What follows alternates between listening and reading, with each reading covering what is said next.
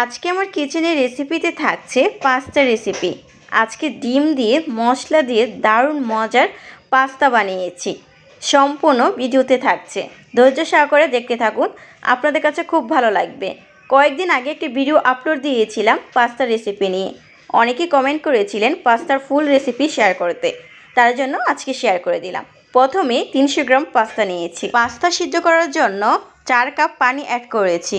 যখন বলক এসেছে ওই পর্যায়ে পাস্তাগুলো অ্যাড করে দিয়েছি।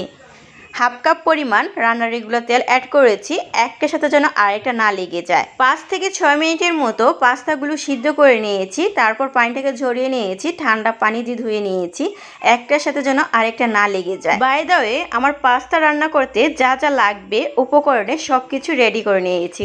কাঁচামরিচ কুচি, পেঁয়াজ কুচি, রসুন কুচি, 3টি ডিম, হট টমেটো সস, আপনারা চাইলে পাকা টমেটোটা নিতে পারেন, ম্যাগি মশলাটা নিয়েছি। চলুন খুব সহজে পাস্তা রান্নাটা শিখে নিই।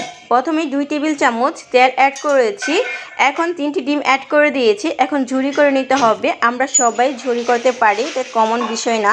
ডিমগুলো ফ্রাই করার পর আবারও চুলাতে ফ্রাই প্যান বসিয়ে দিয়েছি। 1 কাপ রান্নার রেগুলার তেল অ্যাড করেছি, পেঁয়াজ কুচি, রসুন কুচি অ্যাড করে দিয়েছি। এখন অনবরত নেড়ে চেড়ে ব্রাউন কালার করে ভেজে নিতে হবে।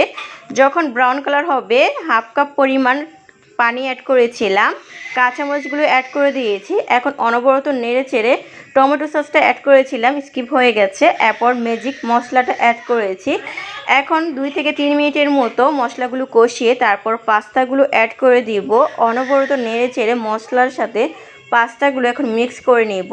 তারপর সামান্য পরিমাণ আবারও হট টমেটো সসটা অ্যাড করেছি, 2 চামচের মতো। তারপর ঝুরি করে রাখা ডিমগুলো অ্যাড করেছি। এখন ডিমগুলো ভালো মতো মিক্স করে চুলা থেকে নামিয়ে নিলে তৈরি হয়ে গেল ভীষণ মজার ঝরঝরে পারফেক্ট পাস্তার রেসিপি। এখন পরিবেশন করে নিয়েছি খাওয়ার জন্য। কতটা লোভনীয় লাগছে, খেতে অসাধারণ ছিল।